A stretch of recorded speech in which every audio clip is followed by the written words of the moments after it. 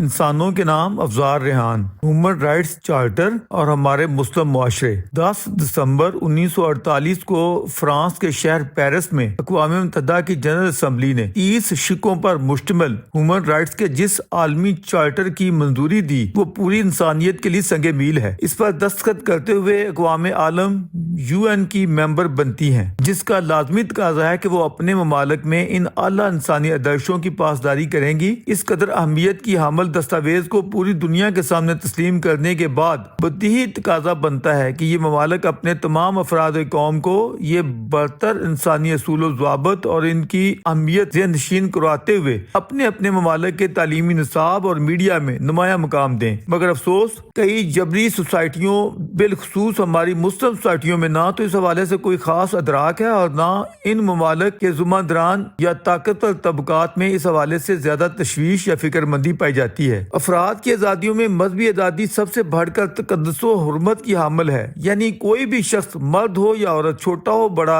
امیر ہو غریب، سفید ہو یا کالا یا بھورا، اپنے ضمیر کی مطابقت میں نظریہ و فکر کی کامل آزادی کے ساتھ جون سا مذہب یا عقیدہ چاہے رکھے، اسے تبدیل کرے یا ترک کرے یا کوئی بھی عقیدہ نہ رکھے۔ انسانی عظمت و وقار اور فطری انصاف کا تقاضا ہے کہ اسے کسی نوع کا کوئی جبر نہیں ہوگا، کسی دوسرے شخص کو کسی بھی مقدس جواز یا ہیلے اور تعویل کے زیر اثر اس کا یہ بنیادی انسانی حق چھیننے یا اس میں دخل دینے کی اجازت نہیں ہوگی۔ اگر کوئی احمق یا نادان اس نوع کی جسارت کرتا پایا جائے گا تو ریاست کی ذمہ داری ہوگی کہ وہ ایسی مداخلت بیجا، ہراسمنٹ یا دباؤ کا کلا کما کرے اور جس انسان یا کمیونٹی پر اس نوع کا دباؤ ڈالا گیا ہے اسے پورا تحفظ فراہم کرے۔ اب ہم حقائق کی کسوٹی پر اس کا جائزہ لیتے ہیں۔ ہماری بیشتر مسلم ریاستوں میں انسانی حقوق کی ان شقوں پر عمل درآمد یا تحفظ تو بعد کی بات ہے، وہ عام انسانوں یا سوسائٹی کے کمزور طبقات کی طاقت کیا بنے گی؟ الٹی خود انسانی آزادیاں کچلتے ہوئے اپنے لوگوں پر مختلف ہیلوں بہانوں سے جبر کے بدترین ہتھیار چلاتی پائی جاتی ہیں یا سوسائٹی کے حاوی طاقتور طبقات کی پشت پناہ بن جاتی ہیں۔ انسانی حقوق کے امریکی اداروں نے حال ہی میں مذہبی آزادیوں کی شدید خلاف ورزی کے مرتکب جن ممالک کی فہرست جاری کی ہے، چین اور شمالی کوریا کی طرح ہمارا وطن عزیز پاکستان ان میں سر فہرست ہے۔ افغانستان اور ایران بھی ان میں شامل ہیں۔ سوال یہ ہے کہ انسانی حقوق اور مذہبی آزادیوں کے حوالے سے دنیا میں کہیں بھی کوئی بحث یا رپورٹ آتی ہے، آخر عالمی سطح پر ہمارے متعلق کیوں یہ امر یقینی تسلیم کیا جاتا ہے اور ہمیں اس حوالے سے کیوں بدتر خیال کیا جاتا ہے؟ کیا ہمیں اپنے وجود پر واضح دکھائی دینے والے ان پھوڑوں اور چہرے کے داغوں دھبوں کو ٹھیک کرنے کا اہتمام نہیں کرنا چاہیے؟ کیا ہمارے میڈیا میں اس حوالے سے کھلے مباحثوں کی حوصلہ افزائی نہیں ہونی چاہیے؟ آخر وہ کون سے عناصر ہیں جن سے اندر خانے ہمارا میڈیا بھی خوف کھاتا ہے، اور وہ کون سے طاقتور ہیں جو ایسی مفلوج ذہنیت کے حامل عناصر کے پشت پناہ ہیں؟ پاکستان سے بھی بڑھ کر اس وقت بری حالت ہمارے مسلم برادر ہمسایہ ممالک ایران اور افغانستان کی ہے۔ افغانستان میں جب سے طالبان کی موجودہ نئی حکومت جیسے تیسے برسر اقتدار آئی ہے، وہاں خواتین کے انسانی حقوق کی پامالی پر مبنی خبریں ہر روز میڈیا میں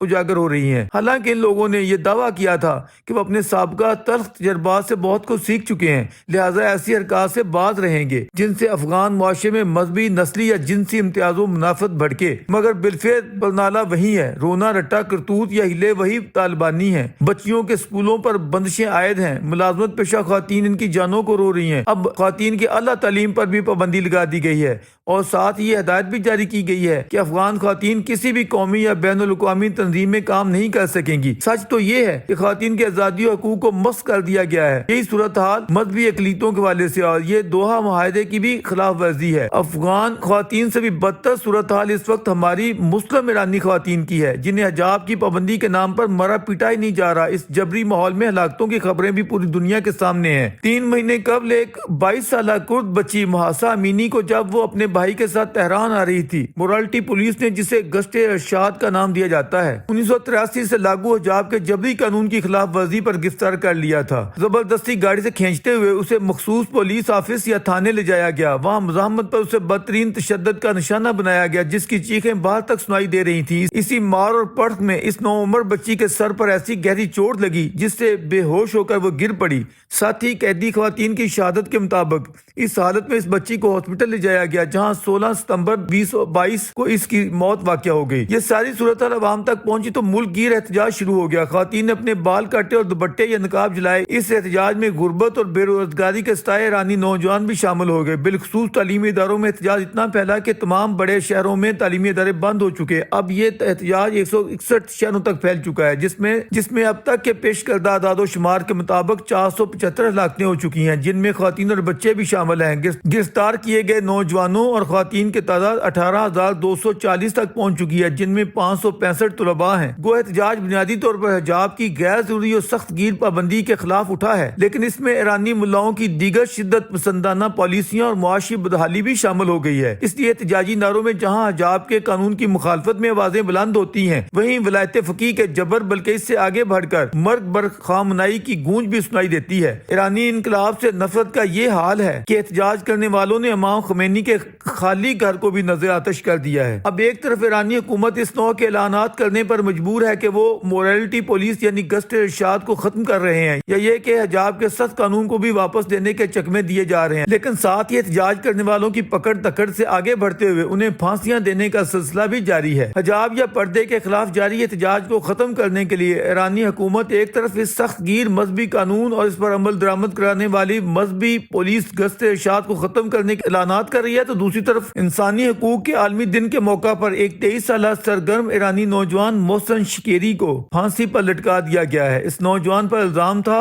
کہ احتجاجی مظاہروں کے دوران اس نے ایک سیکورٹی اہلکار کو زخمی کر دیا تھا، جس پر اسے 17 ستمبر کو شروع ہونے والے مظاہروں کے دوران 25 ستمبر کو گرفتار کیا گیا۔ 20 نومبر کو سزائے موت سنا دی گئی۔ اسے اپنی صفائی کے مناسب مواقع نہیں دیے گئے، اپنے حق میں وکیل بھی نہیں کرنے دیا گیا، اور پھر کسی سیکورٹی اہلکار کو زخمی کرنا اگر ثابت ہوتا بھی تھا تو اس کی سزا موت تو نہیں بنتی تھی۔ اس نوع کے الزامات عائد کرتے ہوئے ابھی چند روز قبل مشہد میں ایک نوجوان مجید رضا رہنا ورد کو بغیر پراپر ٹرائل کیے یا صفائی کا موقع دیے پھانسی پر لٹکا دیا گیا ہے۔ پھانسی سے قبل اس خوبصورت و ذہین ایرانی نوجوان کے جو الفاظ دنیا کے سامنے آئے ہیں وہ دل دہلا دینے والے ہیں۔ صاف ملاحظہ کیا جا سکتا ہے کہ ان اسلامیوں کے ظلم و ستم سے ہماری نئی نسلیں اسلامی عقائد اور اسلامی تعلیمات سے بھی متنفر ہو رہی ہیں۔ پھانسی پر چڑھ جانے والے اس نوجوان ایرانی کے الفاظ کاش ساری مسلم دنیا ملاحظہ کر سکے۔ انسانی حقوق کے عالمی اداروں کا یہ کہنا بجا طور پر قابل فہم ہے کہ پھانسی کی آخری سزا قتل عمد کا جرم ثابت ہونے پر تو سمجھ آتی ہے، زخمی کرنے پر نہیں بنتی، لیکن مذہبی شدت پسندی اس نوع کے دلائل کو سمجھنے کے لیے تیار نہیں۔ وہ تو اس سے بھی آگے بڑھ کر مخالفت میں بولنے پر بھی ایسی سزائیں سنا دیتے ہیں۔ اس حوالے سے کردستان سے تعلق رکھنے والے دو نوعمر ایرانی فنکاروں کی مثالیں ملاحظہ کی جا سکتی ہیں۔ جس طرح طالبان نے کابل پر قبضہ کرتے ہوئے ایک مزاحیہ آرٹسٹ کو بدترین توہین و تشدد کرتے ہوئے مار ڈالا تھا،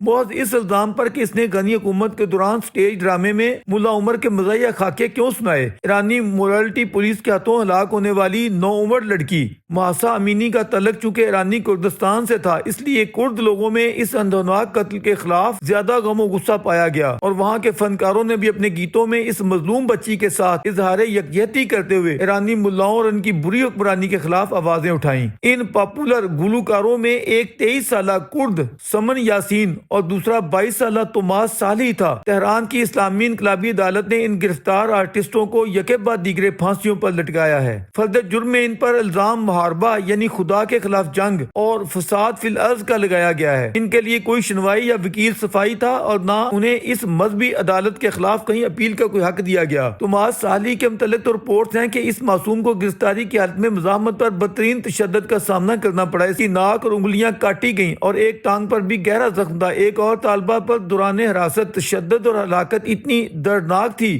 کہ اس کی ماں یہ صدمہ برداشت نہ کر سکی اور اس نے خودکشی کر لی۔ سوال یہ ہے کہ میڈیا پر جس نوع کی سخت قدغنیں ہیں، اگر وہ نہ ہوں تو کیسی کیسی دردناک تصاویر دنیا کے سامنے آئیں۔ بیشتر شہروں میں کالجز اور یونیورسٹیاں بند ہیں اور انٹرنیٹ پر طرح طرح کی قدغنیں ہیں۔ ایرانی حکومت پہلے تو ان احتجاجی مظاہروں کو امریکہ اور اسرائیل کے سپانسرڈ قرار دیتی رہی، جو ایرانی انقلاب کے خلاف ہمہ وقت سازشوں میں مصروف رہتے ہیں، اور اس الزام کو ثابت کرنے کے لیے کئی ایرانی نوجوانوں کو یہ کہتے ہوئے پھانسیوں پر لٹکا دیا گیا کہ یہ اسرائیلی جاسوس تھے، اور ان پر جاسوسی ثابت ہوئی ہے۔ احتجاج کرنے والے جو ایرانی سڑکوں پر مر رہے ہیں کیا وہ بھی اسرائیلی امریکی جاسوس ہیں؟ یہاں انسانی حقوق کی خلاف ورزی کا یہ عالم ہے کہ محض اس الزام پر کہ ایک نوجوان نے سڑک بلاک کی ہے لہذا یہ فساد فی الارض کا مجرم ثابت ہو گیا ہے، اس لیے اسے سزائے موت دی جاتی ہے۔ ایرانی ولایت فقیہ کی یہ کنٹرولڈ یا جبری حکمرانی کا نتیجہ ہے جو سیاسی طور پر یہاں اپوزیشن کو کھڑے ہونے کے قابل نہیں چھوڑا گیا۔ یوں یہ تمام تر احتجاج ایک طرح سے کسی پاپولر عوامی قیادت کے بغیر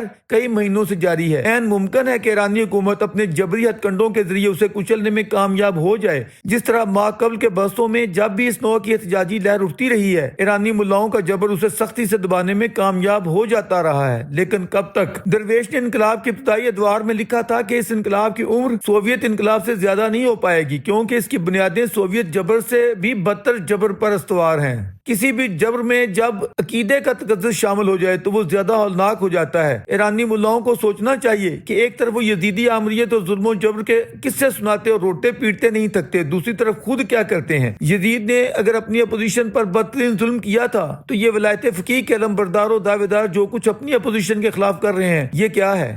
اگر کربلا کی اذیت ہولناک تھی تو یہ آج جو اپنے شہروں اور قصبوں میں مذہبی جبر کے تقدس میں کربلا برپا کیے ہوئے ہیں اس کی ہولناکی کو کیا نام دیا جائے گا؟ آج اگر ایرانی عوام میں آزادانہ ریفرنڈم کرایا جائے تو وہ بلبلا اٹھیں گے کہ اس مقدس مذہبی جبر کے بالمقابل رضا شاہ پہلوی کا جبر تو کوئی معنی نہیں رکھتا تھا۔ یہ درویش ربع صدی قبل حوالہ جات کے ساتھ تحریر کرتا رہا ہے کہ خمینی انقلاب سے ایرانی عوام کو سوائے بدترین اور گھٹیا جبر کے اور کچھ نہیں ملا ہے۔ وہ شاہی جبر کے کنویں سے نکال کر اسلامی جبر کی کھائی میں پھینک دیے گئے ہیں۔ کل اگر جنتا روتی تھی تو آج اس سے بڑھ کر خون کے آنسو روتی اور ماتم کنا ہے۔ مسئلہ محض ایران، افغانستان یا پاکستان کا نہیں، سوال یہ ہے کہ جہاں بھی راسخ العقیدگی کو اقتدار ملتا ہے وہیں جبر کی ریشو کئی گنا کیوں بڑھ جاتی ہے؟ دور جانے کی ضرورت نہیں، ہندوستان کی مثال لے لی جائے۔ یہاں طویل ترین حکمرانی جلال الدین اکبر اور اورنگزیب کو حاصل ہوئی۔